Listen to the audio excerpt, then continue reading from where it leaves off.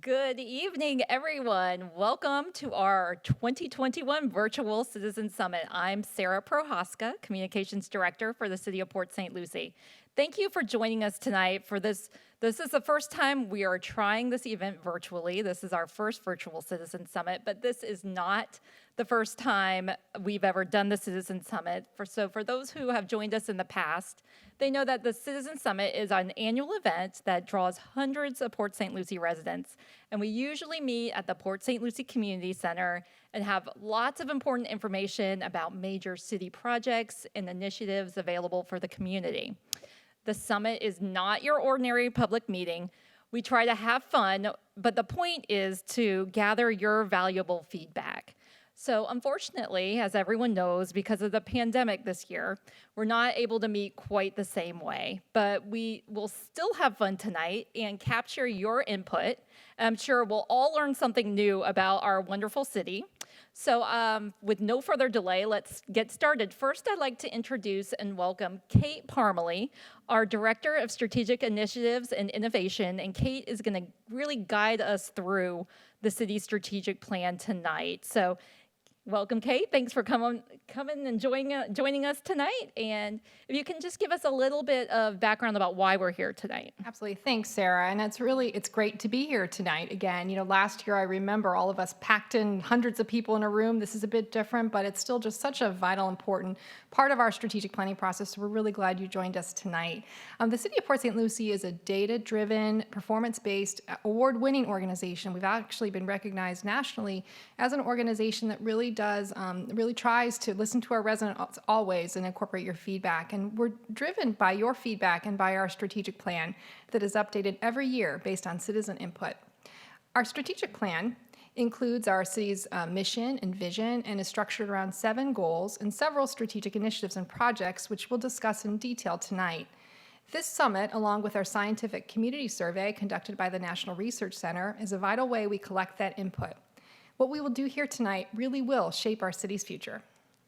That is awesome, and that is what we're here. We're here to hear from our residents. But before we start, our mayor has a quick message for our participants tonight. Mayor Oravec. Hey PSL, it's your Mayor Greg Orvek, and on behalf of our 5-person City Council, our City Manager and 1,100 employees, and your more than 206,000 fellow residents, it's my pleasure to welcome you to our 2021 Citizen Summit. As you know, across the world and in the United States, we've had a very difficult year. The pandemic has taken loved ones, crashed the economy, and robbed us of many of life's most precious moments. Accordingly, it's really important that we acknowledge this loss, pain, and suffering. And if you have suffered in 2020 or you're hurting right now for these or other reasons, we want you to know that you are not alone or forgotten. Your City Council and I, your neighbors, and our public servants, we're here for you.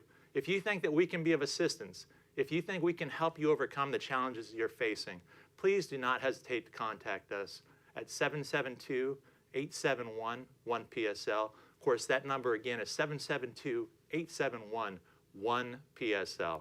As bad as the last year has been, and as daunting as some of our larger challenges may be, the last year has also shown us that when we work hard, smart, and together, we can overcome nearly any obstacle. Thanks to our collective resiliency and resolve, because you, our citizens, hardworking public servants, and dedicated institutions have pulled together and not apart, because we've remained committed to a defined vision and to the implementation of a strategic plan for our future. Good things have continued to happen in PSL. Whether your favorite highlight is remaining the safest large city in Florida, leading the region's economic development efforts in the Tradition Jobs Corridor, an infrastructure program that includes new sidewalks, repaving, Floresta Drive improvements, the Torino Parkway roundabouts, and all the projects at the half-cent sales tax initiative, or maybe it's the Renaissance that's blossomed in our park system with the Port, Pioneer Park, Adventure Park, Winter Lakes Park, and the trail system, and the new concert series at the Mid-Florida Credit Union Event Center, or our environmental efforts like the McCarty Ranch Water Quality Project, Septic to Sewer Initiative, and budding land preservation program, or lowering the city's property tax rate and total debt for the 5th year in a row. We hope that you will agree that we overcame a historically bad year and made great strides in our journey to be an even safer, more beautiful, and more prosperous city for all people. We believe our citizens. We believe that you are what makes PSL special. We want you to be actively involved and proud of your city. And we want you to know that we're grateful for you being here today and excited about updating our strategic plan with the input you provide. Have fun, learn something new, share your most important ideas, and let's keep working hard, smart, and together on building an even better city for all people. Onward and upward, PSL. All right, thank you, Mayor. We really appreciate that. So a quick housekeeping issue here. I want to let our viewers know that if you have any questions, to please put them in the Q&A section on your Zoom application, or if you're watching us on Facebook, put them in the Facebook comments, and we will address them all at the end after we've given you an overview of all 7 goals. So let's get started. Kate, can you quickly tell us about how information gathered at past citizen summits and using our citizen survey, how it's shaped Port St. Lucie so far? Absolutely. And our city council really does listen and use this input that you provide every year. Some of the larger projects that have resulted from citizen input include projects funded by the voter-approved half-cent sales tax were prioritized by the city council based on input from the citizen survey and from the citizen summit. So all the projects you see going around town, you helped shape those projects and what those projects entailed. Key findings from the 2019 and 2020 surveys show that mobility continues to be a challenge for the city, and this prompted the city council to include a new strategic goal and initiative to improve mobility. And a team developed and is now implementing a new multimodal plan for potential future transit mobility improvements, including trails, which you'll hear more about tonight. The city also created a music concert series, as you heard about when the mayor spoke, with national acts after we heard in the survey the desire for cultural events, and residents voted overwhelmingly at past summits on the desire for more concerts, and we put that in place, and that's why you're experiencing more live music throughout the city. The prioritization of upcoming parks projects, such as the planned adventure park, was also informed by the survey and the summit. So we'll see what gets shaped tonight. Yes, thank you, Kate. So we want to gather that same type of valuable information from our viewers tonight, so we want to get started. Kate, can you tell us about our first strategic plan goal? Absolutely, Sarah. The strategic plan goal of safe, clean, and beautiful includes 2 strategic initiatives. First, to improve safety and beautifying landscaping of roadways, public parks, and gateways. Our goal is to remain the safest large city in the state of Florida, and it's truly a cornerstone of the strategic plan. All right, I think safety is a huge thing for our residents, and it's very important for everyone probably watching. So let's hear a little bit more about this part of our strategic plan from our very own Port St. Lucie Police Chief, John Bolduc. Hi, I'm John Bolduc. I'm the Chief of Police of the Port St. Lucie Police Department, which you can see right behind me here. We're here today to talk to you about the city's strategic plan. In the strategic plan, there are goals, and within those goals, there are initiatives. So we're in the first goal, and that is having the safest city in the state of Florida. Our initiatives for that goal are 2-part. One, we're creating a 5th district out in Tradition, part of a 5-year plan to staff that area of the city with new police officers and create a new policing district. Another initiative that we have is our traffic safety plan. So when we talk about a safe city, we're not just talking about low crime rates, we're also talking about being able to travel the city and stay safe while you're traveling. Obviously, the level of crime in the city is a major indicator of whether or not it's a safe city. And we're very proud of the fact that for 10 years in a row, the city of Port St. Lucie has had the lowest crime rate of any city with a population over 100,000. And it has continued to go down over those 10 years. But we're looking at about an 8% reduction for 2020 going into 2021. While it's not an initiative in our strategic plan, one of the things the Port St. Lucie Police Department is very proud of is our accreditation history. In 1991, we were accredited for the first time, and we've remained accredited by CALEA since then. We're also accredited by the state of Florida, and we're one of only 2 organizations in St. Lucie County that are accredited by CALEA, and the only one that has both accreditations in St. Lucie County. This year, CALEA bestowed the accreditation with excellence on us, and that had a lot to do with our leadership in policing initiatives. The one we're most proud of is stratified policing. Stratified policing is an accountability model that lets no crime slip through the crack. We have a relentless follow-up to all crimes committed in the city, and we have an exceptional clearance rate. This year it was 43%, and we're very proud of that. Another factor of safety is how safe do you feel? And it came to our attention that many of our residents didn't feel safe during traffic stops. We decided that we would do a model traffic stop program. And our model traffic stop program is aimed at youth, particularly high school youth who are just starting to drive.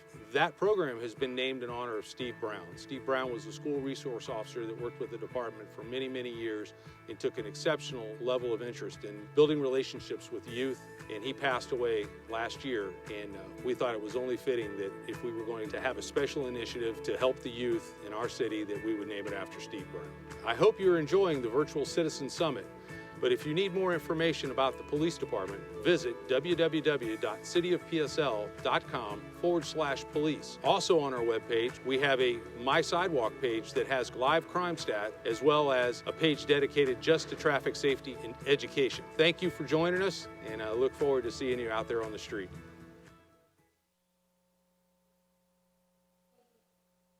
Thank you, Chief Bolduc.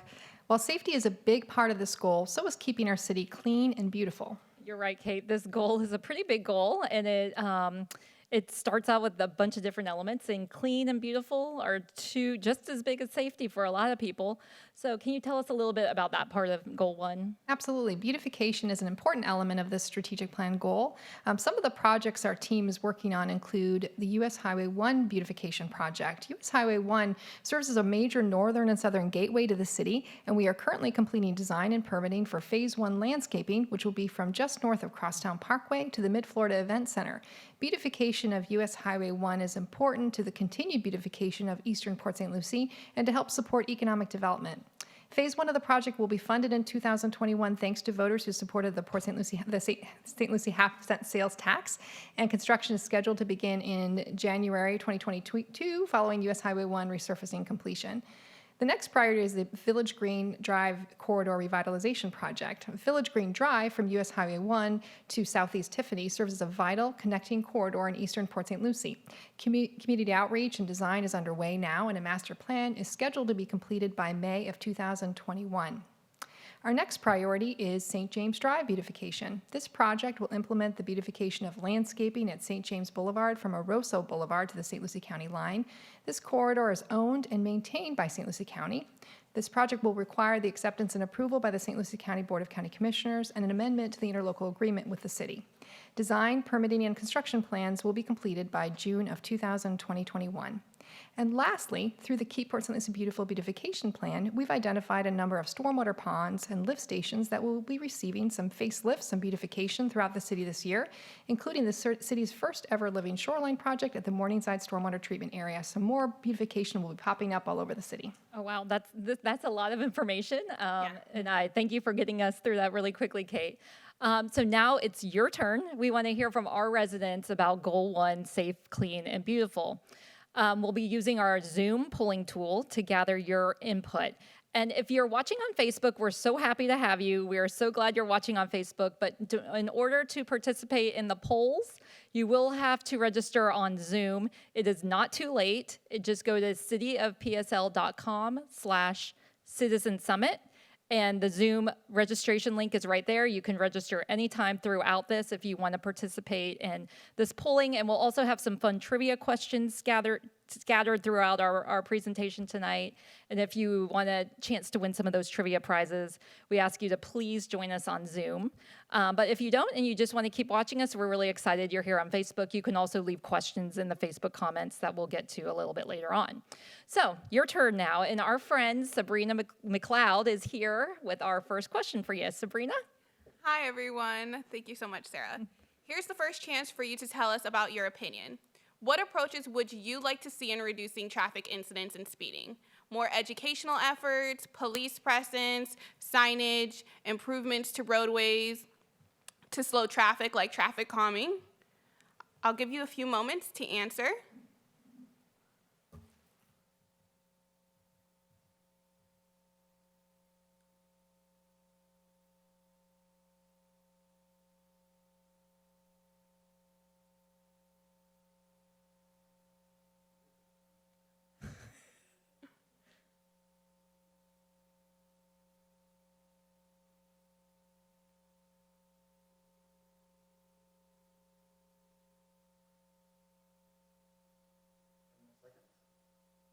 Okay. 10 more seconds. Remember, your feedback is very important to us.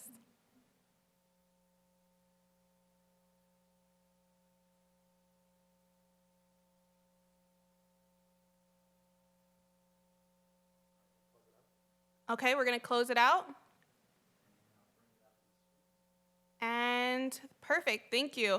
Wow, so a lot of different answers here. I see about 43% of you said you'd like to improve the roadways via traffic calming, and 26% of you said police presence. This is great, thank you so much for your help. I'll be back in a few more minutes. Great, thank you, Sabrina. So Sarah, are you ready to move on to goal 2? This one's about vibrant neighborhoods. All right.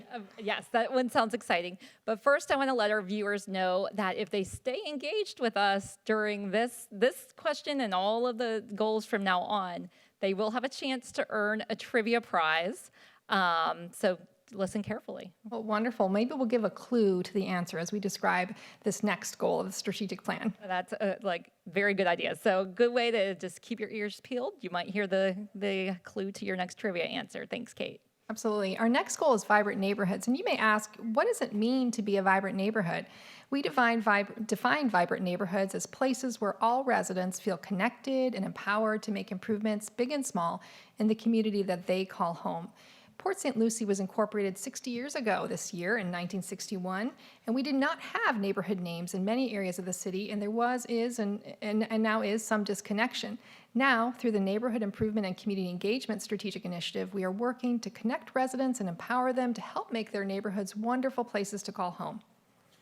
Okay, that is great information, Kate. So now to tell us a little bit about why it is so nice to live in Port St. Lucie, we want to welcome Carmen Capizzuto, the city's Neighborhood Services Director. Hello everyone, I'm Carmen Capizzuto, Director of Neighborhood Services. We're out here in the beautiful Torino neighborhood next to a recently improved sidewalk and roundabout project that was all funded by our sales tax dollars. Also behind me is our neighborhood sign for Torino, which is part of the NICE program, which we'll get into here in just a minute. So an interesting fact, the city of Port St. Lucie turns 60 years old this year. So the city back in its early days was formed by General Development Corporation, who platted the city into approximately 80,000 quarter-acre lots. And it wasn't until 4 years ago that most of our neighborhoods received their name for the first time. So at the NICE program, we're very proud of that. Torino is one of those areas that people commonly refer to as Torino because of the Torino Parkway that surrounds us. So a lot of areas in the city did not have an identity until 2017, so it was through a public participation process where you, all the residents, helped identify your neighborhoods. Now today, we are trying to engage with these neighborhoods by identifying who they are, what they want in their community, and how we can improve their quality of life. So we are meeting with all neighborhoods twice per year, and we encourage everyone to look forward to our next round of meetings this spring by going to our website, cityofpsl.com/nice.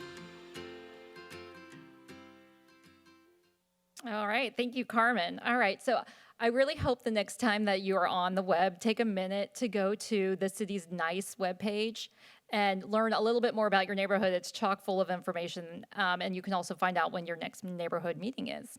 So, Kate, is there anything else we need to know about Goal 2? Yes, as Carmen mentioned, we have been meeting with neighborhoods, and one of the items most desired by residents is more parks.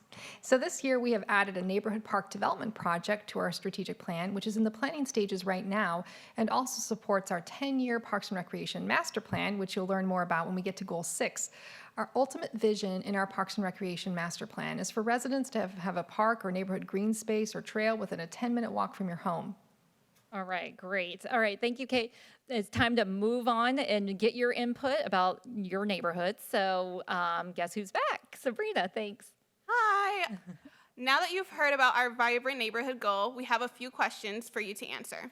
Have you ever been to a NICE neighborhood meeting? And for those who said no, why haven't you attended? Were you not aware of the meeting? Was it just not a convenient date or time? Was it now that it's virtual, you might consider in the future? Topics just not of interest to you, or you just didn't wish to participate? And also, do you happen to have a park within 10-minute walk from your home?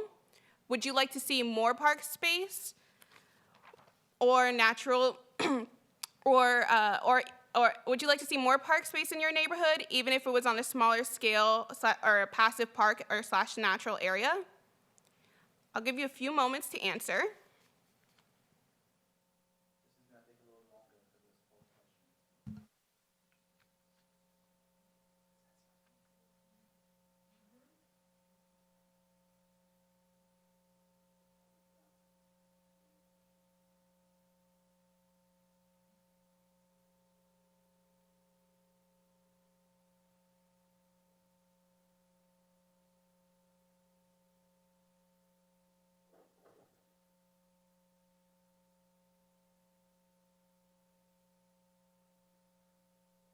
Remember, if you're on Facebook and you would like to answer these questions, please join via Zoom.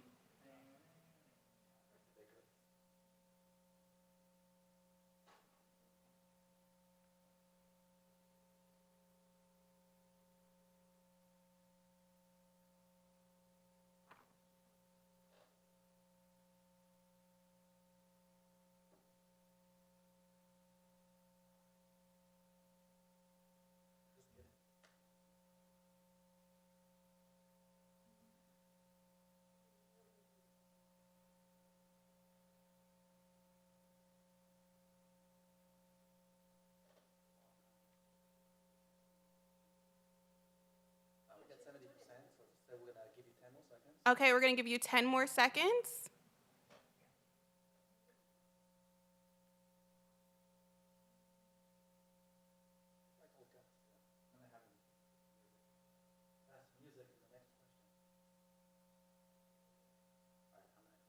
Okay, we're going to close the poll. All right. Wow. Thank you so much for your responses. I see that actually 84% of you haven't attended a NICE meeting, but not to worry, there's going to be more in the future. And it seems that, wow, 38% of you say yes, you do have a 10-minute walk from your home. That's amazing. Wow, thank you so much for your responses. Okay, now on to the fun part. Trivia. So, what year was Port St. Lucie incorporated? We have 1973, 1961, 1954, or 1949. Now, I have some goodies here, and since this is a trivia question, you do get a great prize. For this question, you get a nice lunch box, and within it is actually a mug and some other nice goodies.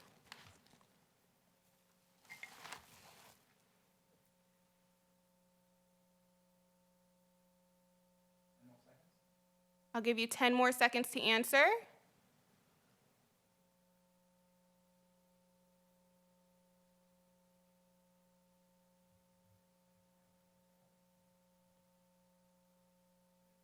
Okay, we're going to close it out.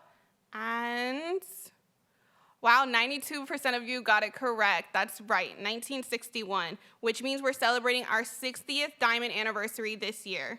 We'll select a correct answer at random and contact the winner soon. Thank you, Sabrina. That was excellent feedback, and we all learned something. It's definitely a big year to be turning 60 as a city. And so now we're going to move on to Goal 3, quality education for all residents. All right, Kate. So for those of us watching who might not have school-age kids, does that mean they could just tune out right now? Absolutely not. This goal actually affects every one of our residents, not just those with children. If you, for example, if you were to sell your home today, one of the first questions most buyers will ask is, how is the education system? Or maybe you're an adult and you want to continue your education. Plus, our educational system will shape our city's future residents and future workforce. This goal encompasses all of that. Okay, I see, but I also know that our city council does not have a seat on the school board. So how does this goal deal with that challenge? That's a great question, Sarah. And our strategic initiatives for our education goal include to partner with St. Lucie Public Schools, not necessarily as we're not the leadership of the school system, but we want to be a partner to help prevent truancy. We actually have school safety officers as well in our schools. We promote school safety. We have joint use of school facilities, so our residents can access recreational opportunities at schools near their home. School traffic safety we partner on, and much more. We also have set a priority to help facilitate and encourage a public career technical academy, which we have heard is important to our residents in our citizen survey and in past citizen summits. All right, so I know this is a lot of information to absorb, so I just want to remind everyone that if you have a question, we will answer them. Please put it in the Q&A section and we'll address it at the end. But when we're speaking about education, it seems like partnerships and city support are the keys to this goal. So right now, let's hear what Assistant City Manager David Graham has to say about this one. Hi, I'm David Graham. I'm an Assistant City Manager here at the City of Port St. Lucie, and as you can see, we're at City Hall today. I'm here to talk to you about the city's Quality Education for All Residents goal. It's one of the 7 strategic goals that the City Council has adopted. The City Council believes it's very important that the city have a strong working relationship with our school district. The City Council has recognized every school that was successful in achieving an A or a B rating. The most recent partnership we've had with the school district has been during this pandemic. With students having to learn at home and many of them not having Wi-Fi access, the city, through the CARES Act, was able to provide Wi-Fi hotspots and subscriptions so students could actually log in from home and continue their schoolwork. In 2017 and again in 2019, the St. Lucie Economic Development Council conducted what was called the Skills Gap Study. It identified deficiencies in workforce. We have a strong need for workers both in construction trades, manufacturing, and healthcare.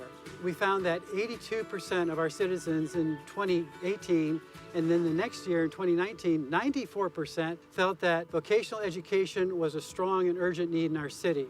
A very important goal that the City Council has is to help establish a career technical academy. We have a great need for workers in our city. There are opportunities out there for these folks to have great jobs. We want to help them get there.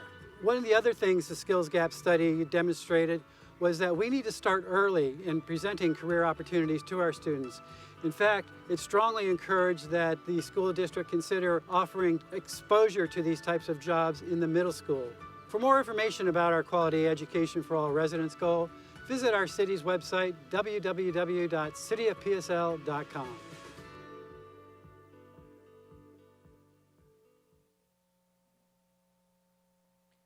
Thank you, David. Here's our question for our viewers once again for Goal 3. How might the city help support quality education for all residents? More public Wi-Fi hotspots, academic and social emotional support through programs and parks, providing more little libraries, grants or housing assistance for teachers, continue to support career technical education and program? I'll give you a few moments to answer this question.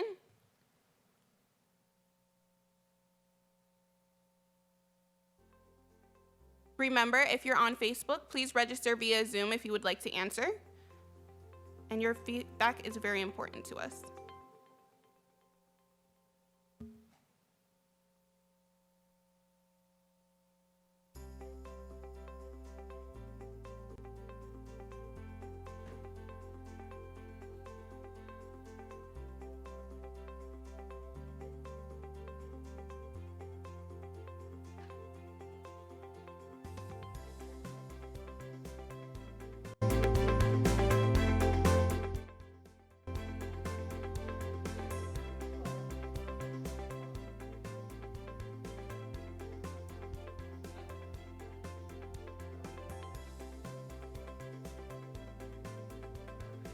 Okay, we're gonna close the poll.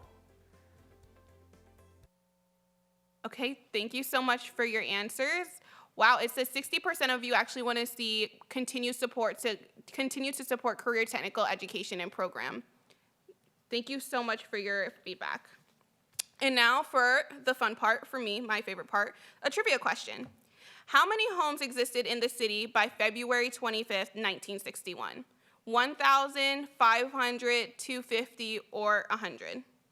Remember, since this is a trivia question, you get a trivia prize, and for this one, you get a city umbrella for the rainy season.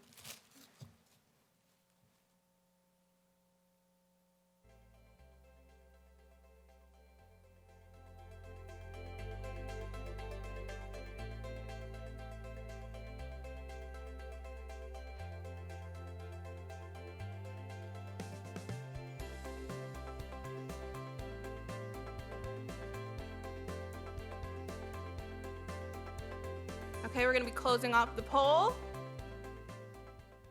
All right, and the answer was actually 250. So if you answered correctly, you are eligible for our prize, and we will reach out directly to the winner. Oh my gosh, Sabrina, that really shows how much Port St. Lucie has grown in the past 60 years, because we are now over 200,000 residents right now. So keeping up with that growth is the point of our next two strategic plan goals. That's right, Sarah. Goal Forward focuses on having a diverse economy and employment opportunities, so important to our city. Our initiatives include, 1, to facilitate the build-out of Southern Grove, 2, to reimagine City Center, and 3, to support small businesses. The city is undertaking a number of new initiatives to support small businesses, and we want to get your feedback tonight on how we can best help our small businesses, especially as we know some small businesses have been hit hard as a result of the pandemic. But first, we're going to talk with 2 of our project managers for this goal and get started, and welcome Teresa Lamar Sarno, who will tell us more about Southern Grove. Hello, I'm Teresa Lamar Sarno, Deputy City Manager for the City of Port St. Lucie and also the project manager of the Southern Grove Master Plan. And I'm here at TAMCO, which is one of our anchors of the Southern Grove area. I've had the pleasure of leading the effort of developing a Southern Grove Master Plan, and that's a really important initiative. What we started doing in 2018 when the City of Port St. Lucie acquired 1,223 acres out in the Southern Grove Development of Regional Impact area was we wanted to focus on developing a jobs corridor. And we solicited help from not only our residents, but some experts like the Urban Land Institute and also the Treasure Coast Regional Planning Council that helped us develop the Southern Grove Master Plan. The goal of this initiative is to help us create jobs for the citizens of the City of Port St. Lucie. We asked each of you to come out to a master plan workshop that we had in 2019, and we heard all of you. We heard your input, what you wanted. You asked for the city to provide with not only jobs, but also recreational opportunities, also more retail and other places that you can go and enjoy the wonderful quality of life that we have here in the City of Port St. Lucie. The win is twofold. We will be reducing the annual maintenance costs to the city, and we will create over 22,000 new jobs. And the purpose of the master plan is that it allows us to develop a vision for not only what those jobs will be, how we will look, and how we can contribute to the high quality of life that our residents are accustomed to. To help shape the future of the Southern Grove Jobs Corridor, we want to hear from you and continue hearing from you. So if you want to learn more about the Southern Grove Master Plan, please go to our website, cityofpsl.com/Southern Grove, because there's a lot more exciting things coming, and we want you to continue to be a part of it. Thank you. All right, thank you, Teresa. So, Kate, we have one other guest to talk about this goal, correct? We do, yes. Ms. Jennifer Davis, our Community Redevelopment Agency project manager, is going to give us an update on our City Center project.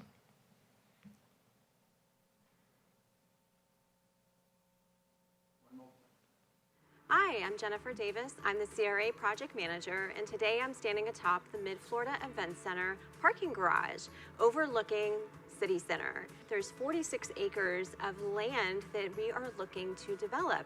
City Center is anchored by the Mid-Florida Event Center, which features an art gallery, meeting space, a fitness center, and also will feature the Florida Sports Hall of Fame. We have an outdoor stage and an interactive fountain, which lends itself to some great events that the city's hosted over the years. And maybe you even joined us for our first of the We Love Lucie concert series featuring Styx.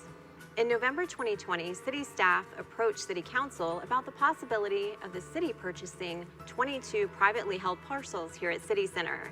The city would like to retain some of those parcels for public use, but also look to return some of those to the private sector for development.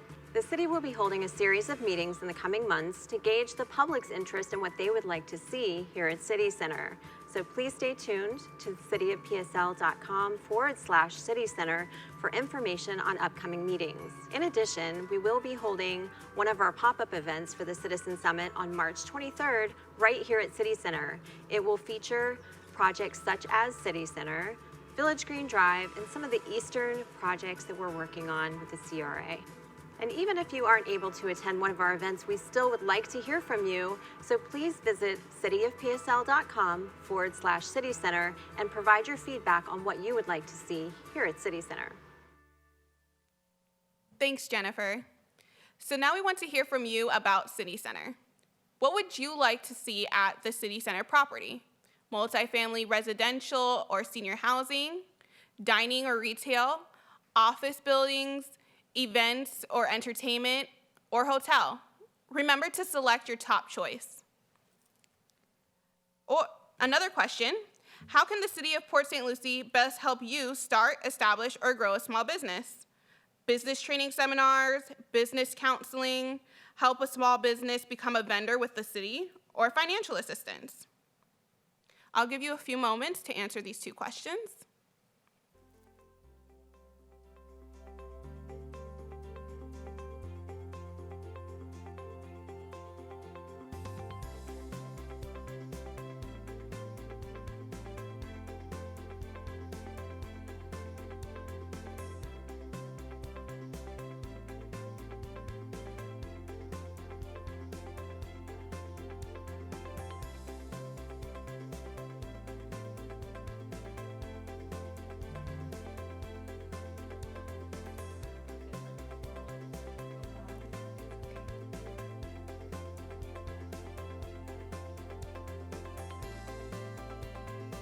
How do they answer? Okay, we're gonna be closing the poll.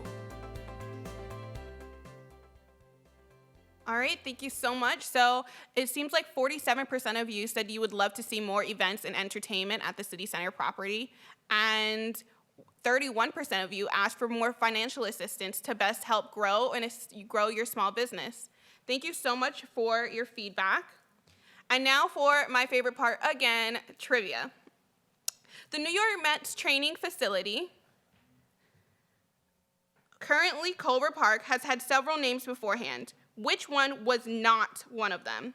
Tradition Field, Dome Park, Thomas J. White Stadium, or First Data Field? And again, trivia means prizes, and we have a great city lunchbox right here for this question. I'll give you a few moments again to answer.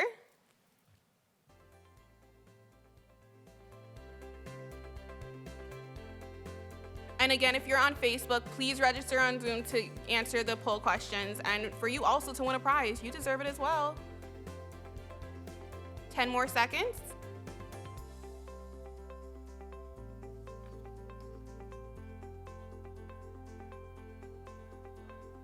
And we're closing. Great. So 68% of you got it correct. Yes, Dome Park is the answer. You could be our next winner, and we will contact you for the prize. All right, thank you, Sabrina. All right, now we are more than halfway through our strategic plan. As you can see, we are doing a lot of work here at the City of Port St. Lucie. So we're going to throw it back to Kate right now to tell us about our next goal, which also relates to growth. Absolutely. Yes, it does. This is a big one and one that affects our daily lives. Goal 5 is high quality infrastructure and facilities. Our goal is to plan for, design, construct, and maintain high quality infrastructure and facilities that meet the needs of the community now and into the future. We have several strategic initiatives to advance this goal, beginning with planning roadways for future needs, such as Port St. Lucie Boulevard South. 2, to advance mobility, including transit and developing sidewalks and trails, which continues to be one of Port St. Lucie's biggest challenges since its inception as a community built without a traditional roadway network and sidewalk infrastructure, and therefore a long-term critical area of focus in our strategic plan. Our residents have listed mobility as one of the top areas we need to stay focused on, and we have a project to implement a multimodal plan, a public transit enhancement plan, and to improve our bus shelters with public art. Our last strategic initiative in this goal is to improve water quality.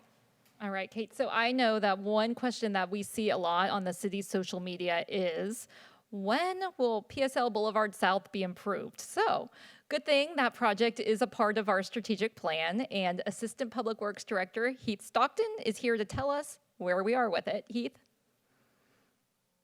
Hi, my name is Heath Stockton, Assistant Public Works Director for the City of Port St. Lucie. We're out here on Port St. Lucie Boulevard today, right by the Tulip Boulevard intersection. We all know that roadways are vital to the social and economic health of any city. As such, our council has taken significant strides towards improving our roadway network. To help improve our infrastructure, City Council recently adopted the city's first ever sidewalk master plan and repaving master plan. Both these plans cover a 10-year span and identify roadways throughout the city that are going to both get sidewalks and be repaved. City Council has prioritized and funded the design and construction of PSL Boulevard South. Some of the improvements to be included are pedestrian facilities, i.e. sidewalks on both sides, multi-use paths, turning lanes, additional lanes, as well as lighting, landscaping, and other amenities. Port St. Lucie Boulevard South project has been divided into 4 phases, ultimately running from Gatlin Boulevard to Becker Road. I want to thank the voters for approving the half-cent sales tax. City Council is actively working to implement projects identified in the sales tax plan. For more information on the Port St. Lucie Boulevard South project, as well as other projects ongoing in the city, please visit our webpage. Thank you for joining us today. I will be available later in the program for any questions you may have on this or any of the projects. Thank you, Heath. As you can see, this is a huge strategic goal. We have many initiatives, as we discussed, including planning roadways for future needs, the Crosstown Connectors Exploratory Report, the Walton Road Concept Plan. We're working in a lot of areas to identify how we can plan for roadways, including roadways like Walton Road, that's technically a county road, but is an issue of importance to the city. We're advancing mobility through the Bus Shelter Public Art Project and implementing the multimodal plan, the Public Transit Enhancement Plan, and now improving water quality. And as I mentioned, improving water quality is a critical strategic plan initiative with our city's location along the North Fork of the St. Lucie River. We have so many important initiatives in this strategic initiative and so many important projects, including the St. Lucie River C23 Water Quality Project in McCarty Ranch and our Septic to Sewer Master Plan. Now we're going to hear from another one of our excellent public works leaders, Mr. John Dunton, our Deputy Public Works Director, who's going to give us some more insight about a new priority project in this year's strategic plan, which will improve our water quality and promote public safety, our city's first ever Stormwater Master Plan. Hi, my name is John Dunton, and I'm the Deputy Public Works Director. Today we're located at a man-made stormwater treatment area where water is displaced through a series of canals and ultimately ends up into the North Fork of the St. Lucie River. This is a nice stormwater component and is also a water quality component that is a small caption of the overall process as we put together our stormwater master plan. Currently, we are developing a 20-year stormwater master plan. That plan consists of a series of water quality projects, water quantity projects, and most importantly, public safety. We've did a condition report of each and every portion of our infrastructure throughout the city, and we're really excited at the opportunity that we're going to have in the future to make this city not only safe, clean, and beautiful, but also have high-performing infrastructure. The Stormwater Master Plan does not discriminate. There are projects throughout each and every quarter of the city of Port St. Lucie, from water quality, public safety, outreach, and resiliency. One of the things that's really exciting about the 20-year Stormwater Master Plan is that we're going to take some of these stormwater ponds and these parcels and not only make them a single use for stormwater, but we'll make them more dual purpose. Parks, other amenities, focal points, environmentally sensitive stewardship with wildlife. It's a very exciting time, and we'll hope you join us as we move forward with the Stormwater Master Plan. For more information, you can reach us at cityofpsl.com/strategic plan. Thank you. Thank you, John. Hello, I'm back again, and it's time for us to collect some more of your feedback. Kate told us about how transit is an area of opportunity for improvement according to our citizens. The city's 2020 multimodal plan provides for recommendations on improving mobility within Port St. Lucie. Which one of these recommendations is most important to you? Pedestrian-based amenities, think benches, street lighting, trash receptacles. Bicycle accommodations, i.e. connecting bike trails, bike racks, bicycle-protected intersections, shade and vegetation, shade trees, landscape medians, bioswales, or shared mobility, think autonomous vehicles, bike share, electric scooters, fixed route bus services, or managing speeds, meaning speed limit reductions, roundabout, enhanced or raised crosswalks. Also, we have one more question. What would you like to see public transportation look like in the future? More microtransit, autonomous vehicles, more routes, or more frequent services? I'll give you a few moments to answer these two questions.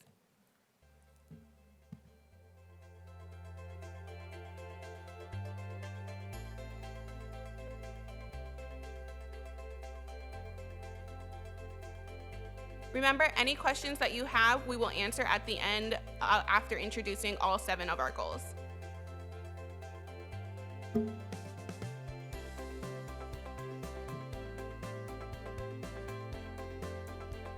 All right, we're gonna be closing out the poll. Quickly answer.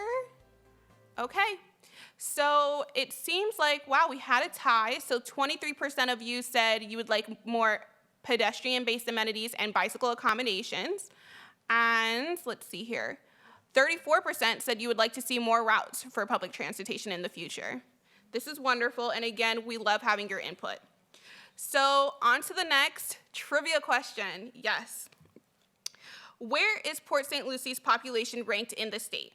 Is it the 1st, the 12th, the 7th, or the 5th? Give you a few moments to answer. And since this is a trivia question, you do get a trivia prize. We have Otto, the otter, yes, from Keep Port St. Lucie Beautiful. He even has a cute little shirt on, yellow. Yes, great color. This could be yours. All right, we're gonna close out the poll. Let's see. Wow, 43%, you got it correct. Yes, we are the 7th in this state. We told you we're growing. Again, we will contact the winner to win the Great Otter Prize. All right, that's awesome. Thank you, Sabrina. These questions are so much fun, Kate. I love them. But speaking of fun, that's a major part of our next goal, right? Absolutely. Goal 6 focuses on bringing culture, nature, and fun activities to PSL.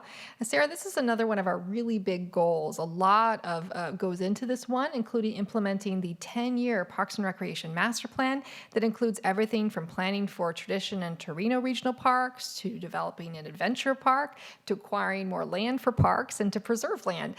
Port St. Lucie is growing quickly, and we know it is important that residents have access to parks and natural areas to maintain our high quality of life and for our health. We also know from our citizen survey that we need to continue to improve the number of paths and walking trails we have in the city, so that is an important component of the strategic plan. So just to give you a quick summary. All right, so it sounds like a big part of nature and fun revolves around our Parks and Recreation Department. So it's a really good thing that we have Parks and Recreation Director Sherman Conrad standing by to talk with our viewers. Hi, Sherman Conrad, Parks and Recreation Director. Welcome to Winter Lakes Park. This is the newest facility that we opened up just a couple weeks ago. It's a 28-acre facility, and in the next year we'll be expanding the park for the second phase. There's a dog park, tennis courts, walking trails, and a playground. It's an excellent addition to the Parks and Recreation system. A year and a half ago, we developed a 10-year master plan by involving the public. We had 2 public meetings, online surveys, and mail-in surveys, and that input helped us develop our new 10-year master plan. Within the 10-year master plan, we'll be developing the Riverwalk. We're going to be building an adventure park, which right now we're at the design stage, and also going to do a business plan. We look forward to partnering with other city departments to acquire environmentally sensitive lands and additional lands for the future Parks and Recreation system. We will also be adding to some of our neighborhood parks and making improvements to existing parks like OL Peacock. Under the 10-year master plan, we also will be developing out west Tradition Park, working with Mattamy Homes. And next year we'll be having public meetings to develop a large facility here in the Torino area, which will be known as Torino Park. We'll be involving the public in that planning process. One of the things we're proud of as our department is over the last 2 years, we've won 2 awards. One is a national award that was for innovative health for our Rock Steady boxing program. We also won a state award from FRPA, our state association. It was an Innovative Health Award on opioid awareness and public forum. So at this time, I'd just like to say once again, your input is valuable to us for the Citizen Summit. And if you want more information on Parks and Recreation or our 10-year master plan, please go and check out the city website. Thank you very much for giving me this opportunity.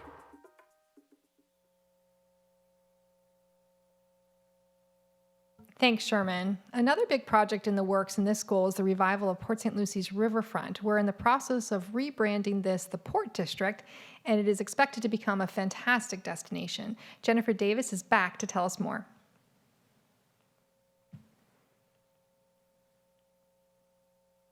Hi there, it's Jennifer again. Can you guess where I am? I'm actually in the heart of Port St. Lucie, just east of the North Fork of the St. Lucie River.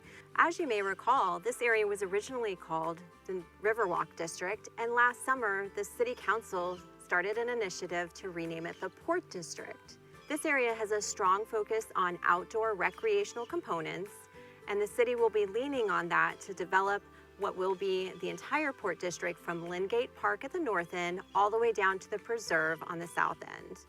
Many of you have probably already walked our new segment of Boardwalk open adjacent to the Botanical Gardens.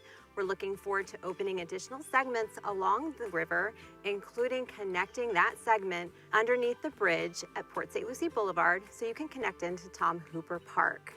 In addition, we'll have a focus on the WOW playground at Pioneer Park, the event lawn where we hold river nights, and a waterfront restaurant. We're looking to add that to the area as well. In the past few years, we relocated 2 historic homes to the park adjacent to the Botanical Gardens. Those homes will be refurbished and utilized by our Port St. Lucie Historical Society as a museum to tell the story of Port St. Lucie. In addition, we'll be tying in many upland trails, such as the one that I'm standing on right now. We are currently master planning the Port District with a consultant, and we have many opportunities for you to provide feedback. You can visit thecityofpsl.com/theport to get more information on this project and also our master planning efforts. In addition, we'll be featured at the Citizen Summit pop-up event on Saturday, March 6th from 10 to 12 at Winter Lakes Park. I'm looking forward to seeing you all there. All right. Wow. Jennifer, she's a busy lady, Kate, isn't she? She is.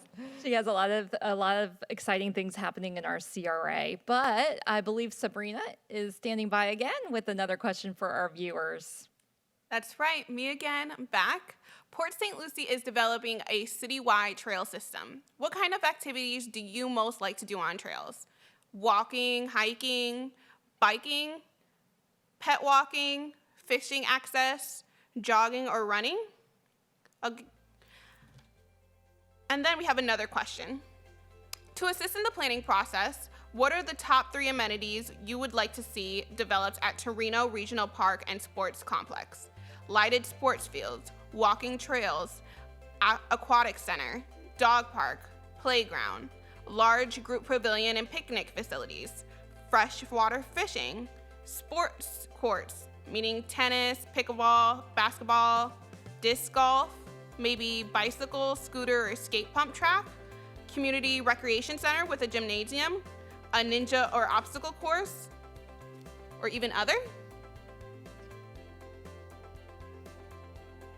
Give you a few more moments to answer these questions. Remember, you want to choose what's the most you would like to see, as well as the top 3.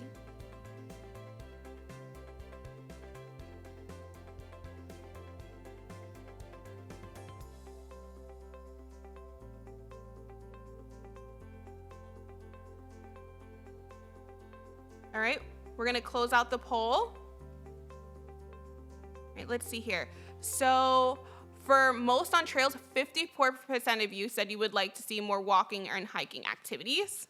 And then our top 3 for the other question seems to be an aquatic center, walking trails, and freshwater fishing. Wow, that's actually really great. Thank you so much for your feedback. We will take that into account. And now on again to my favorite portion, trivia. Where will the Florida Sports Hall of Fame be located? Port St. Lucie, Miami, St. Petersburg, or Tallahassee? And trivia equals prize, yes. For this one, we have 1 round of golf for the Saints for 4 people. I'll give you a moment to answer this question.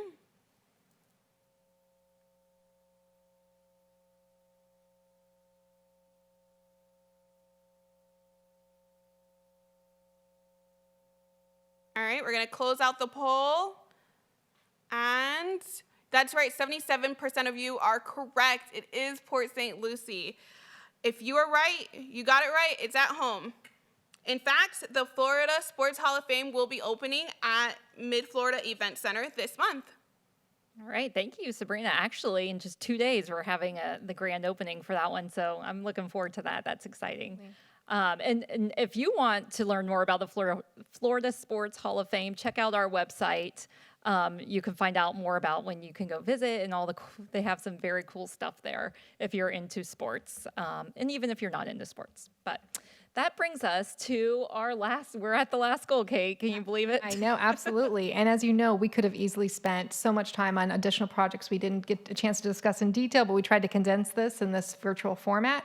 So there's so much more to learn. So we'll be taking your questions and getting into detail on other issues as well after this review.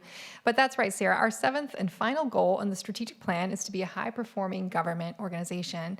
Our city manager has set a vision for our team to be recognized nationally County as a leader providing superior services to you, our residents, through a diverse, empowered, and visionary city team.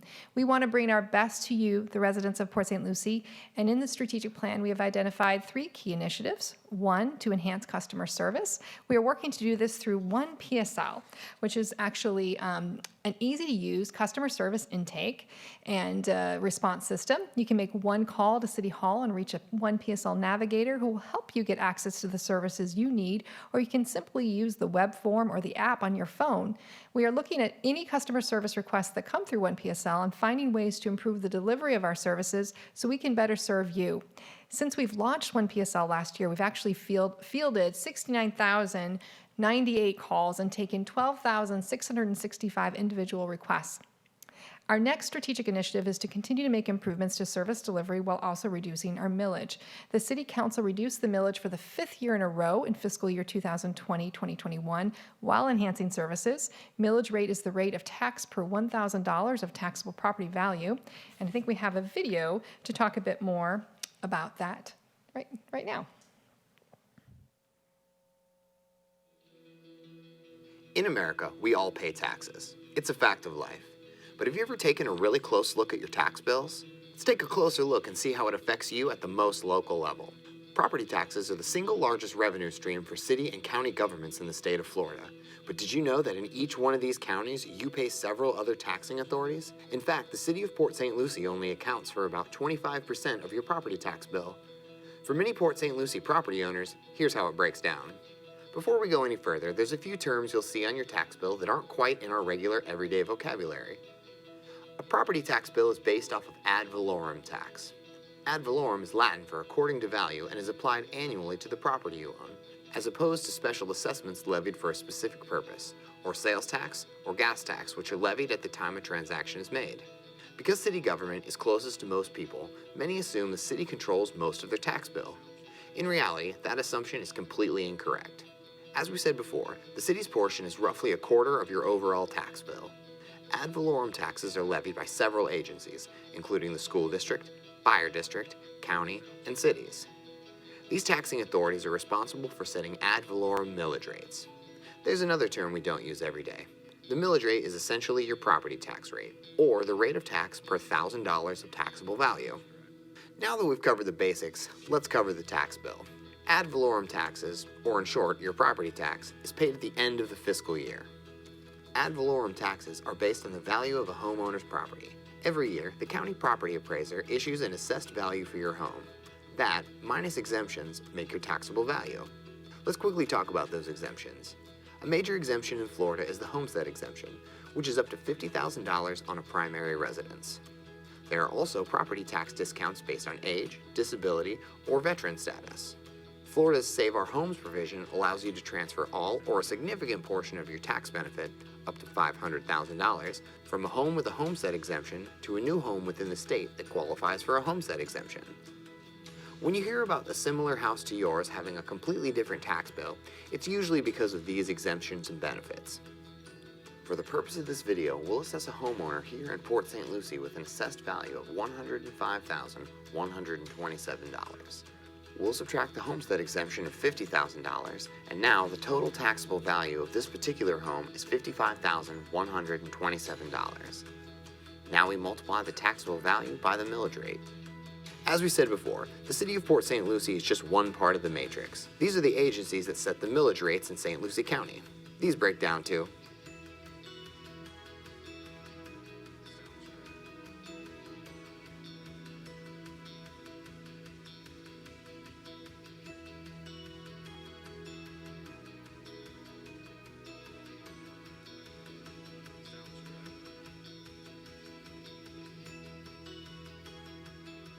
In this example, the tax bill for this homeowner is approximately $1,537.27 based off of these millage rates. Some tax bills also include special assessments, which are yearly fees paid through a tax bill, such as your solid waste assessment for waste and recycling. Once the city collects its portion, we divvy it up between our individual departments that put money back into our community through city services, improvements, and enhancements for our residents' quality of life. One of the City Council's top priorities has been to continue to lower the portion of the tax bill that we can control. If you look closely at the city's portion of the tax bill, you will see the city's millage rate has steadily decreased for the past 5 years. But please keep in mind, if your property tax value has increased, or if any other taxing authorities have changed their rates, your tax bill will change from year to year. In Port St. Lucie, the City Council and staff are working hard to continue to decrease the millage rate. That's one of the best things about living in Port St. Lucie. You get Florida lifestyle at the best value.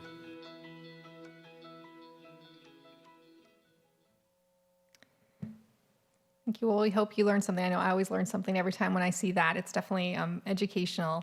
So lastly, as part of the high-performing government organization strategic goal, we're looking to cultivate a high-performing organization. We're doing that through strengthening our city's team through training so we can develop the best possible services and other organizational development initiatives.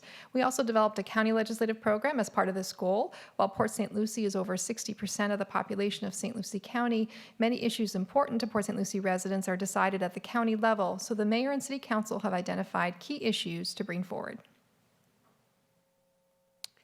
Thank you, Kate. All right, so I'm here with our last goal questions for the night. Have you ever used One PSL, your 24/7 City Hall, either via mobile app, phone, or web portal?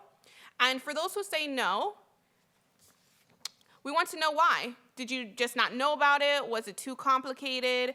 Did you just not want to download another app on your phone, or you didn't realize that you can call the customer service navigator? I'll give you a few moments to answer.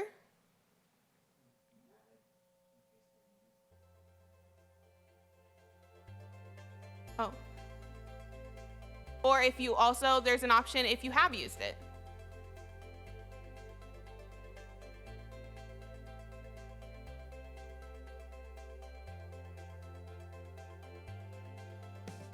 All right, I'll give you a few more moments.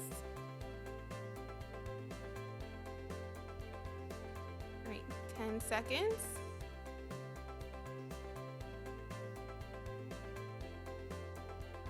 Okay, we're gonna close it out quickly. And the results were, okay, so 65% of you said you haven't used the One PSL, but not to worry. And 11% of you said you just didn't want to download another app on your phone, and 33% of you actually said you have used it. So this is great feedback. Thank you so much, and this will help us improve our own customer service. And I'm also here with the last trivia question of the night. So listen closely if you want to earn. Who was Port St. Lucie's first mayor? Was it William C. Farmer, Eugene Kavanaugh, Robert E. Minsky, or Gregory Orgebeck? And trivia question, last trivia prize, I'm calling this the water conservation prizes because we have here a reusable water bottle. We have a koozie, a drink koozie, and a shower head that conserves water as well, and another item that also conserves water. This is all yours if you answer this question correctly, and we will again pick the person at random and contact you later on. I'll give you a few more moments to answer this question.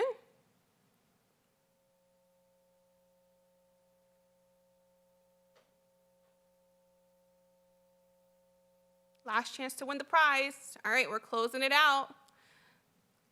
All right, let's see. 54% of you said Robert E. Minsky, but no, it was actually William C. Farmer. Yes, that was our first mayor. And as you know, Mayor Gregory Orgebeck is our current mayor.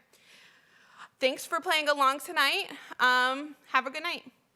All right, so once again, we'll contact those trivia prize winners directly. We'll pick one at random for each of the goals for everyone who answered it correctly.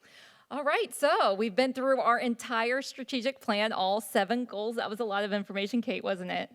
Yes, and we do know it's a lot to absorb, so know that we've got lots of information, and if you want to learn more, we have opportunities for you to come out and learn more, ask questions in person if you wish. We are having a Citizen Summit pop-up event on this Saturday at our newest park, Winter Lakes Park, if you want to check that out, from 10 a.m. to noon.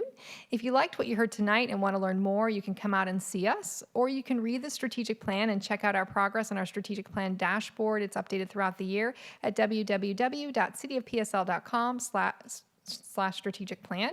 We also have a few other pop-up events coming up. On March 13th from 8 to noon, we have a household hazardous waste collection and tire amnesty day. We'll be asking a couple of questions there related to our goal of safe, clean, and beautiful. And we also have on March 23rd, as mentioned in the video, a pop-up event about Goal 4, a diverse economy and employment opportunities. It's also a workshop for the Village Green Drive Corridor Revitalization Project and the strategic plan. That's on March 23rd from 5:30 to 6:30 p.m. And I think we have some fun giveaways as well. All right, so I wanted to tell everyone, for those who participated tonight, we really do appreciate all of your hard work and sticking with us tonight and giving us your input. So we have designed this beautiful sun catcher. I plan on using it as a Christmas ornament. It's commemorating Port St. Lucie's 60th anniversary this year. And Kate, we were talking about how last year at our Citizen Summit, our theme was, we had a sunshine theme and everyone wore sunglasses, right? We were looking forward to PSL's bright future. It was a month before the pandemic hit, and we were all very close together wearing our sunglasses. Yes. We remember that. Totally different vibe this year, but we wanted to help you catch the sun. And it is really pretty at home. And so it is really pretty when you hang this up. So if you want this, there is a survey link that we are going to put up, we'll put it on Facebook, and we'll give it to you on Zoom. You can go to www.cityofpsl.com/strategic plan. Take that, fill that out. You don't even have to give us any more information, but we do need your home address if you would like us to mail you one of these. So please give us your home address. And also if there's places on that survey to give us more input. If you have an opinion about one of our goals and you really want to tell us, or you have another question, please put it in that survey, and we will have one of our project managers get back with you with the answers. And tonight, Kate, we have a lot of those project managers waiting on standby. They have been waiting here patiently all night to answer your questions. We've received a lot of questions, I'm being told, in our Q&A section and on Facebook. So if you wouldn't mind bearing with us for just about 5 minutes, we're going to take a brief 5-minute break, and we'll be right back. We promise it won't be longer than 5 minutes, so run, go get a drink. Take a break for a quick second, few more minutes, and we'll be back in 5 minutes to answer your questions. Thank you. All right, welcome back. Thank you for sticking with us during that brief intermission here. We were just gathering our thoughts and getting all of our project managers ready to answer your questions. Kate is going to help moderate us through these questions and through the question and answer session right now. So Kate, do you mind getting started with the first question we have here? Absolutely. And then there's a question about tree giveaways. We hear that one of the residents would like to know more about our tree giveaways. So I'm going to actually ask Ms. Georgette Beck from Keep Her Sense of Beautiful to talk about our tree giveaways. I know that that's always a popular event for residents. So Georgette, if you could please tell us the latest on tree giveaways. Well, hello there, everybody. So we have 2 that we host every year, and the first one coming up is May 15th at Public Works Facility, 450 Southwest Thornhill Drive, from 8 o'clock in the morning till 11 or until the trees run out. This is the event where you come, first serve while supplies last, and we have over 500 trees to give away this year. And by popular request from you all, we have 2 different types of fruit trees, 150 each of the lychee tree and the mango. And we also have the regular type trees, 100 each of the gumbo, limbo, and the pigeon plum. The next fall event will be September 18th, and that one will be a pre-registration, first come, first serve online, and then residents will pick up their tree live at the Botanical Gardens. It's usually where we like to hold it. We are in partnership with the University of Florida and Botanical Gardens for that event. If you have any questions, contact KPSLB at cityofpsl.com anytime. We'll be happy to help. Thanks, Georgette. Is there any other events you would like to share with us tonight? Any other future events? Of course. Thank you for this opportunity. Residents, you are all welcome to join us in the Caring Community Cleanup that will be held April 15th. This is part of the Great American Cleanup that's being held nationally all over. And to contact us, again, you have the email, but residents, volunteers, if you want to join in, you pre-register live at cityofpsl.com/cleanup. If you want to be an exhibitor, you may also join us. Now, we did have to change logistics due to the COVID-19 pandemic to make it safe for everybody. So this is going to be a pre-registration for volunteers and a drive-through the day of the event.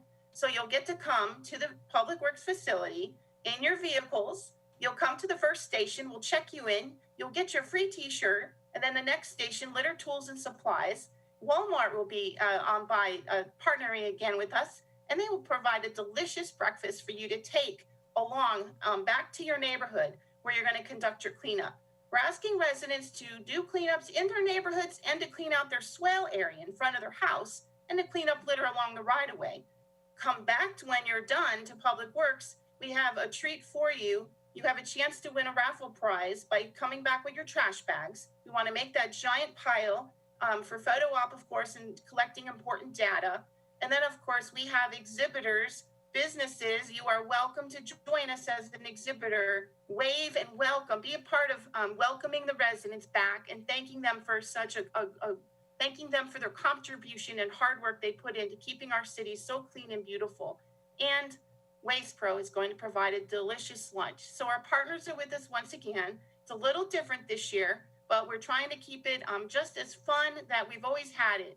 Again, hope you can join us. Have a beautiful day, and thanks for keeping our city clean and beautiful. Thank you, Georgette. Going with that clean and beautiful theme, we do have another question that we are going to have our Neighborhood Services Director, Carmen Capizzuto, address related to what is the process of getting overgrown private lots cleaned up and what is the cost to the owner? Carmen, could you share your feedback on this issue? Yes, good evening, everyone. I was actually in the middle of responding to Diane Goldberg's question, which I think is similar, if not the same question, regarding monitoring unimproved properties for invasive plants to be removed. So currently, the city's only ordinance that we have for monitoring unimproved properties is a complaint-driven basis. So if a vacant lot next to you is encroaching onto your property, near your principal structure, your main home, then via code enforcement, you could call up and make a complaint, and then we would go out, try to make contact with the property owner, who sometimes are out of state or even out of the country, send them a letter to see if they can take action to cut back the lot to our requirements. So it's a complaint-driven ordinance. You'd have to call 871-5010 to initiate that process. Great. Thank you, Carmen. I see another question that actually we're going to have Mr. Heath Stockton from our Public Works Department answer. We had a resident from Bayshore Heights let us know that they to thank us for our hard work. Thank you for that from our team. Port St. Lucie is becoming a great place to live. She shares when Bayshore Heights residents, she would like to see when Bayshore Heights residents will be able to see more sidewalks, street lighting, and safety action measures for not so responsible pet owners. Mr. Stockton, if you could chime in, that would be great. Certainly. Thanks, Kate. As you say, I'll address the first two. The easiest way to keep updated on sidewalks is from the city's sidewalk page. It clearly lays out our master plan over the next 10 years, shows what we've done, and then also shows what year each sidewalk will be done. So that website is www.cityofpsl.com/sidewalks. And I can throw that into the question and answer when we're done. The other is related to street lighting. So the city, the city doesn't typically undertake street lighting projects outside of roadway projects. And so what that means is that we've instigated a program that allows residents to request their own street lights. And that's twofold. One can request either a quote unquote safety light, which is installed at the residence pointed towards the home for safety on the property. Or there's a residential street lighting project that we can also undertake that then would essentially light a residential neighborhood, and that's done through ballots.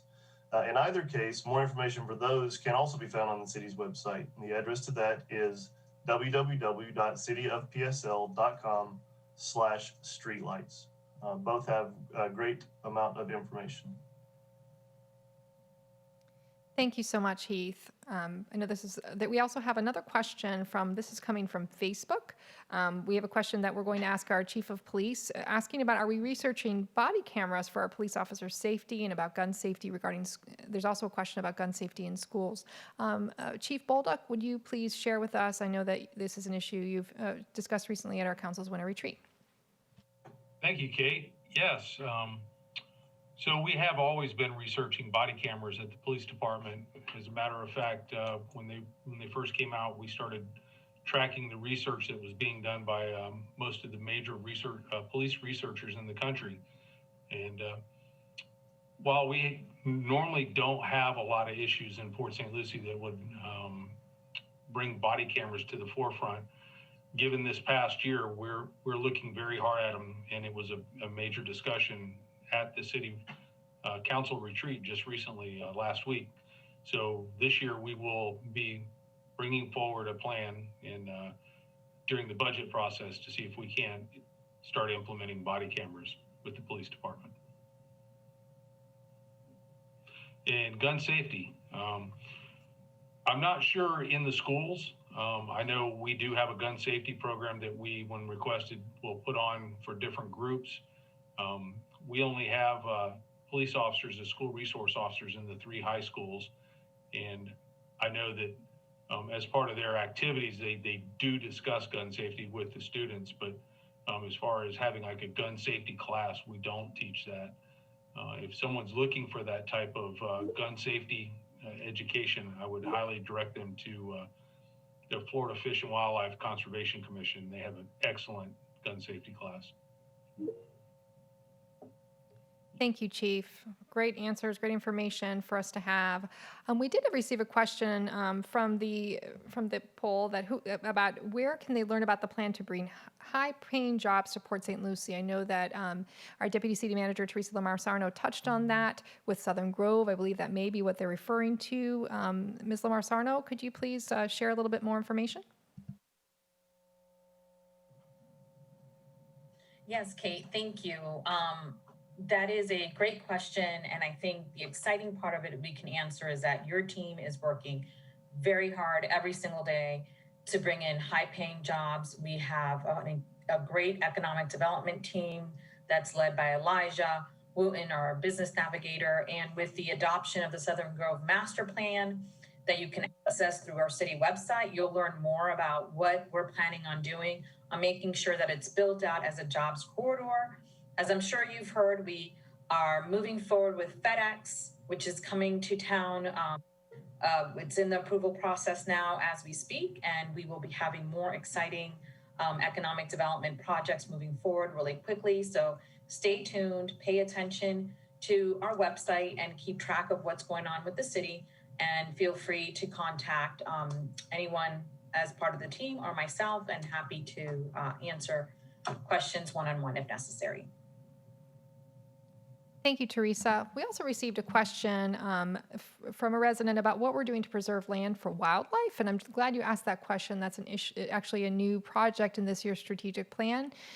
The staff is actually working on preparing an analysis of potential properties. We're bringing that forward to council in the next few months. So this is actually going to be a topic of discussion and feedback. So if you want to take our survey to share us more what you think, because it's going to be something we're really talking a lot about this year in our strategic planning process. So we really look forward to your feedback on that issue.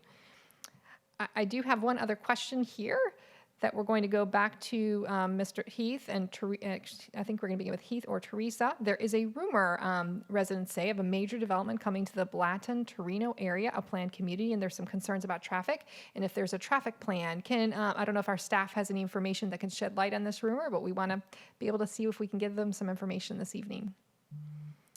Beginning with, actually, Teresa?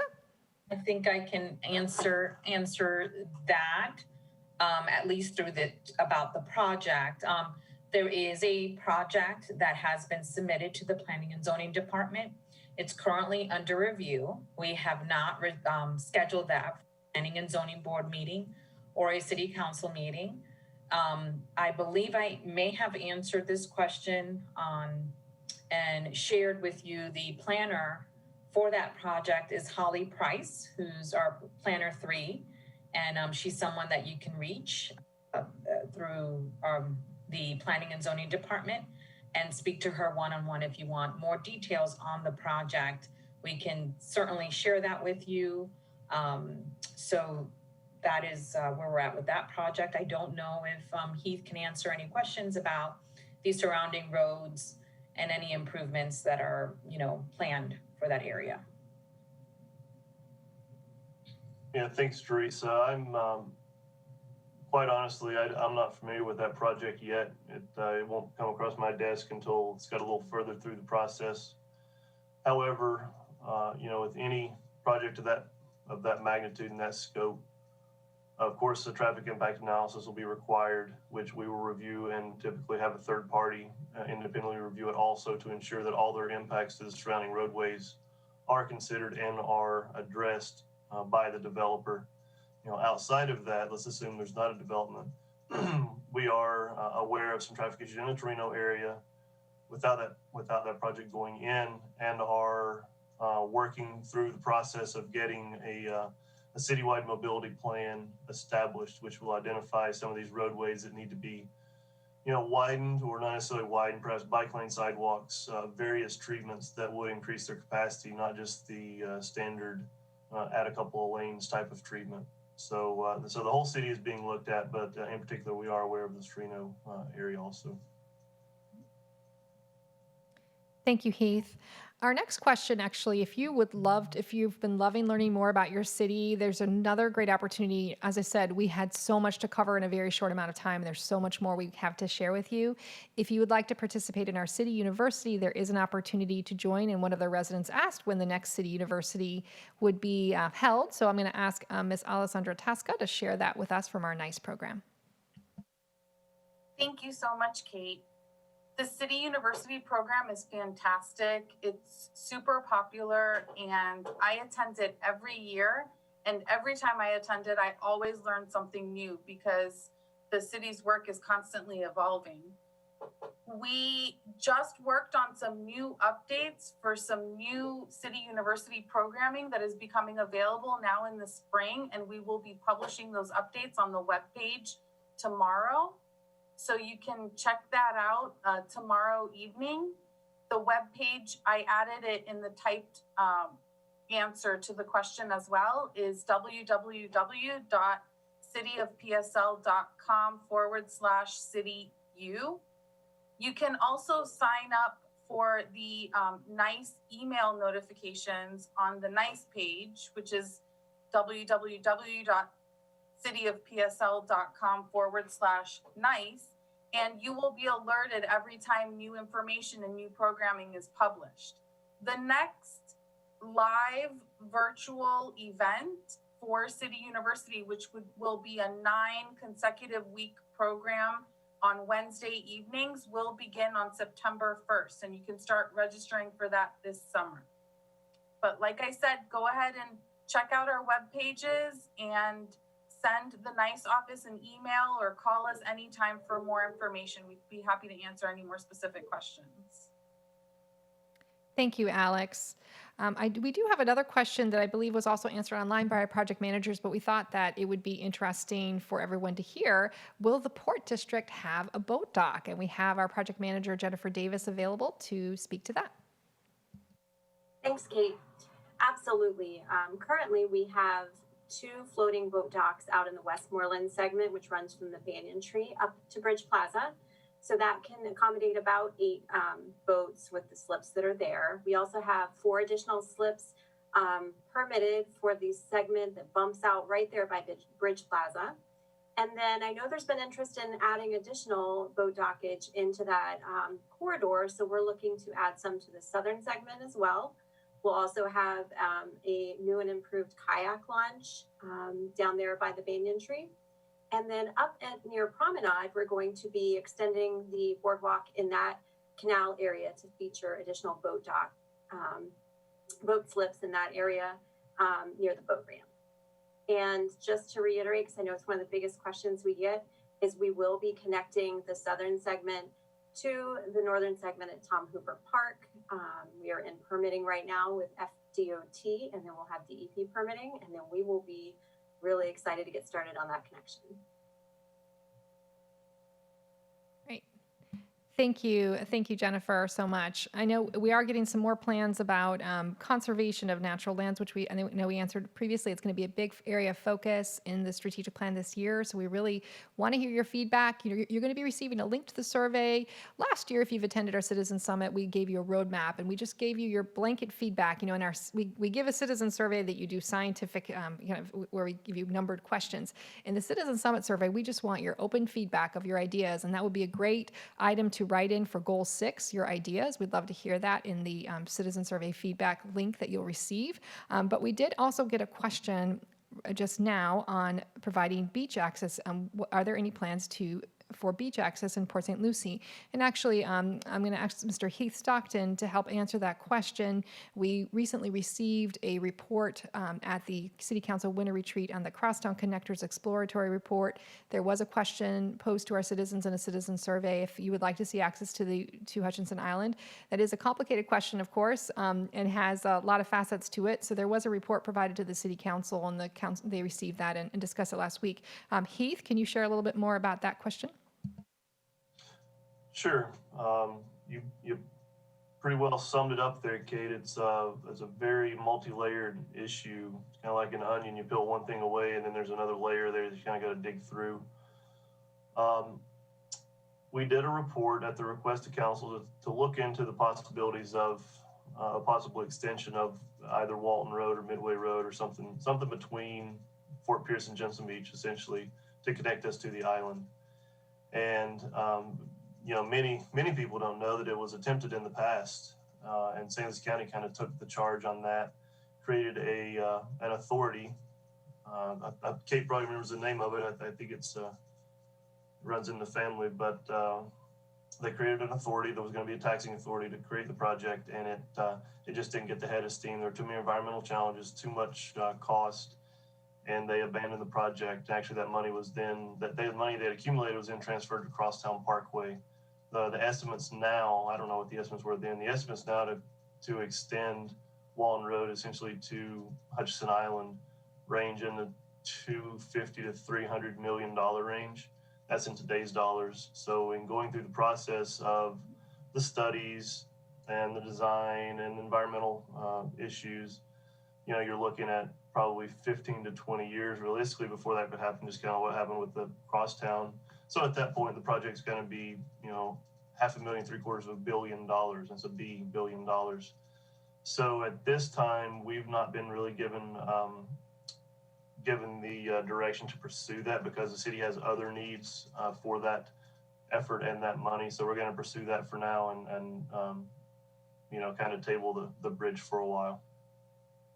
Thank you, Heath. I know that the mayor and city council said they would share the report with both the St. Lucie County Board of County Commissioners and the Transportation Planning Organization. So I know that will be shared, but we have, of course, lots of other topics that we're discussing tonight, and we actually thank you for that response. We do have a question on traffic safety, shifting gears a bit, and this is for our police chief, Chief Bolduc.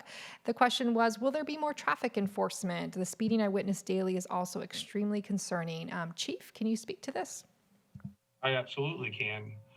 Yeah, we have over the last several years been stepping up our traffic enforcement, and we are going to continue to step it up as the city gets more congested with traffic. The enforcement we've been doing doesn't seem to be getting to the 10 or 15% of the drivers that seem to break the law, but we will definitely be adding more resources and more accountability to traffic enforcement, and I would expect to see it increase as we move forward. As the mayor always says, the easiest way to avoid getting a traffic ticket is to drive the speed limit. Thank you, Chief. We do have another question. We're going to shift gears. Pickleball is just exploding, I know, everywhere. I have not tried it yet, but everyone tells me I have to do it. And apparently there's a lot of pickleball fans in the city. And there's a question if there's any more pickleball courts coming to the city and if existing ones can be improved. So we're going to go to our Parks and Recreation Department. I believe Mr. Sherman Conrad is available. Yes, thank you, Kate. Thank you for the opportunity to participate. We actually just opened up Winter Lakes Park. It's a 28-acre site out in the Trini area, and it has pickleball courts. We also have outdoor courts at Whispering Pines, and people are able to play indoors at the Civic Center. As we continue to grow with our 10-year master plan, I believe out at the Tradition site with Mattamy and some others, I'm sure that we will continue to add other courts. Thank you, Sherman. Well, there's so much, you can really learn about in terms of just going to our website at cityofpsl.com. There's parks and there's just so much happening throughout the city, and we hope residents are looking at that. We also have a project tracker. So if you want to know if there are other projects that are coming your way or what projects are in your neighborhood, you can go check that out on our website. I think I'm seeing a few more questions come through about, I'm going to ask this to Mr. John Dutton, if there are any plans to clean and or dredge any of the city's canals. They live on the Sagamore Canal off of Oroso, and their canal hasn't been dredged in about 8 years. The water quality is extremely poor, with trash both submerged and floating, and considering, they really think that it's overdue for a canal cleanup. I know, Mr. Dutton, the Stormwater Master Plan talked about the need for dredging and improving water quality. That was just a report was given to the council last week, and there's plans underway. JD, would you be able to share your thoughts on this issue so we can help answer the residents' question?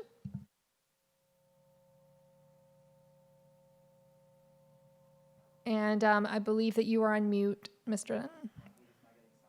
Oh, I guess we're having some sound issues. Okay, we're going to actually ask Heath Stockton. Right here, now we've got him. Thank you. Okay, thank you for asking. There's a series of 5 canals right now that we're looking into, one of which is the Sagamore Canal, located on either side, to the south by Sagamore and to the north by Twilight. We know there's an issue there. We're actually going to go out there and look at the cross-section of the canal from the beginning at Oroso Boulevard to the east, out to the channel of the North St. Lucie River Preserve. And at that time, once we get that summary, we plan on expediting some monies. And that is one of the 2 canals that we're primarily focused on for some dredging opportunities. As you can well see at the western portion of the canal at Oroso Boulevard, there is a pile of sediment that has been displaced there, and we're quite aware of that issue, and we are going to be addressing it hopefully within the next fiscal year. Thank you, John. Thanks so much for that. We do have another question about infrastructure development in tandem. I think we're taking just a few more questions, and then we're going to be nearing the end. It's actually, we're almost at our 8 o'clock mark, which is kind of amazing. So there's been great questions. Thank you for staying so engaged in your city. It is a city for all people, by the people, and you're showing that tonight. The next question we had is, how is infrastructure development being done in tandem with smart growth and climate change? How can we ensure that we don't encourage sinkholes on our roadways and housing areas adjacent developments?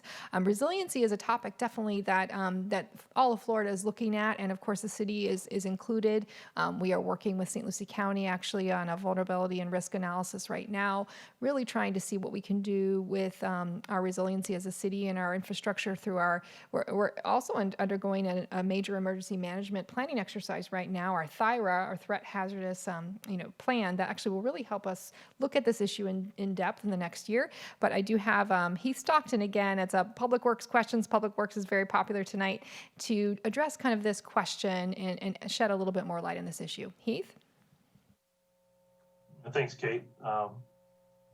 Yeah, we are popular. It's often not for the right things, but we get a lot of attention. I'm not going to pretend to be the expert on climate change and smart growth, but we, as you had mentioned, we do have resiliency plans in place. What I will speak to, which I do know a bit about, is sinkholes. And it appears that sinkholes are most predominantly caused by a drawdown in the groundwater table, and that can be done from numerous things. One is a localized construction, dewatering, which drops the groundwater table, but also over pumping of a superficial aquifer and getting groundwater. So those things all play together. The sea level rise, we have to keep our groundwater higher to keep saltwater intrusion offshore, and so it doesn't get into our water table. But, you know, by maintaining those higher water levels through our canals or our control structures, while being mindful of not over dewatering, keeping that level, you know, at a reasonable rate, we shouldn't have any issues with sinkholes. Sinkholes are a lot more prominent in areas with a different soil type than we have, so it's not huge on our list of concerns, but we are mindful. Thank you, Heath. We also had a question about a really exciting, about a lot of excitement about this sun catcher. Yes. So this will be our last question tonight, and then we'll wrap it up because we appreciate everybody being here with us for 2 hours tonight. So we really appreciate that. And as our thanks for that, we do have the sun catcher ornament. And somebody asked, how would you purchase this? You do not need to purchase this. We will give this to you. And all you have to do is fill out a quick little survey link. And it's the survey that Kate was talking about that's open-ended. So if you had some extra feedback you wanted to give about any of the particular goals, all you have to do is type it into the box and hit submit. But you also have to give us your address if you want this so we can mail this to you. And if you don't want to give feedback and you just want the sun catcher, just give us your address and we will mail it to you. You can also get the sun catcher if you meet us on Saturday at Winter Lakes Park from 10 a.m. to noon. 10 a.m. to noon. I'm getting those times mixed up in my head. Come out to Winter Lakes Park, 10 a.m. to noon. We're going to have our strategic plan exploration trail. You can learn a lot more about everything you learned about tonight, and you'll have access to our project managers directly if you want to answer any more or ask any more questions. But you will get one just for appearing in person there and filling out the feedback that we are asking for at that event. Yes. So, yep, it's a beautiful a gift this year, I think. It is. And I know supplies are limited, so that's great that we're so excited to see the participation. I did see one other question about the All Aboard Florida service. And just so you know, we did have that answered in our chat that we believe Virgin is still exploring options. It's or I believe it's a different railway now for a station in Stewart or Fort Pierce. So that is not being, Port St. Lucie is not being considered. We really don't have the railroad, really accessing much of the city. So that is that answer. But we do have some of our staff would love to share with you, so just a quick few plugs about upcoming events that they wanted to share with you tonight. Beginning, as we mentioned, supporting small businesses is one of our key areas that we're going to be focusing on this year as part of our diverse economy and employment opportunities goal. And we have our business navigator, Mr. Elijah Wooten, here that wants to share about the Business Accelerator Program at Indian River State College. Elijah, if you can share with our residents a bit more about that program coming up. Yes, thank you, Kate. On March 24th, the Small Business Development Center will host the next Business Accelerator Program at Indian River State College. If you're interested in registering, you can visit irsebiz.com. And on the right column, when you see the city's logo, you could register to attend the Business Accelerator. Registration fee is only $25. And again, it's a 10-week course that covers a number of topics of interest to new and existing businesses. And so we definitely look forward to your participating. The class will be held virtually as well as in person. Thank you so much, Elijah. We also have Mindy Solorzano from the Mid-Florida Event Center on to share a little bit more about a really exciting event. And if you haven't been to the Mid-Florida Event Center, either to the art gallery or been to an event there, such a wonderful amenity we have in our city. Mindy, can you share a little bit more about what's coming up? Thank you, Kate. Good evening, everyone. Yes, March 4th, from between 5 and 7 p.m., we will be doing the grand opening for the Florida Sports Hall of Fame. So there'll be memorabilia, jerseys, trophies, everything you could think of for any Florida athlete. So we welcome you to come. And we also have a lot of great upcoming events. So we encourage you to visit the midfloridaeventcenter.com, and you can look at the calendar of events and our upcoming We Love Lucie concert series. Thank you so much, Mindy. We do also have, I know Robert Chenier from our Parks and Recreation Department wanting just to share, if you want to know about all these great parks events you've heard about tonight, Robert, can you share a little bit about parks events? Absolutely. Thank you, Kate, and good evening, everyone. Parks and Recreation is working very hard on some great events for you both in March and April coming up. You can check out our calendar online for more information at www.pslparks.com. We've got River Nights coming up, St. Patrick's Day is coming up in March, and also some great opportunities in April as well. So we invite you to our website to learn more. Thanks so much. You know, Robert mentioned the St. Patrick's Day event this weekend. I've heard there's a great U2 cover band that's like really good, and it's like one of my favorite bands. So I'm very excited about that. Great. I think that we also have Jennifer Davis wanting to share a little bit more about the March 23rd event at the Event Center and an online survey that's going to be released soon. Jennifer? Thanks, Kate. Yeah, as I mentioned earlier in the broadcast, we do have our March 23rd event live at the Mid-Florida Event Center, and that's going to feature a lot of our Eastern CRA projects. But hopefully tomorrow we'll be able to release one of our online surveys, which is for Village Green Drive, and we're really looking forward to your input on that corridor and what you would like to see. We have the Hog Pen Slough, we've got the Wood Store Trail, in addition to the roadway improvements. So we're really looking for some great feedback. So if you go to cityofpsl.com/Village Green, you can take that survey. And again, hopefully it'll be live tomorrow. Thank you. Thank you so much, Jennifer. I think also we had available on the chat, although not city employees, we have the St. Lucie County Transit. So I just want to let you know, thank them for participating tonight. And I know, are going to be participating in our Citizens Summit this weekend. So we're really excited that we're partnering together, as transit is managed by St. Lucie County. And so we work in partnership with that in Port St. Lucie. So as you can see, we have lots of things going on.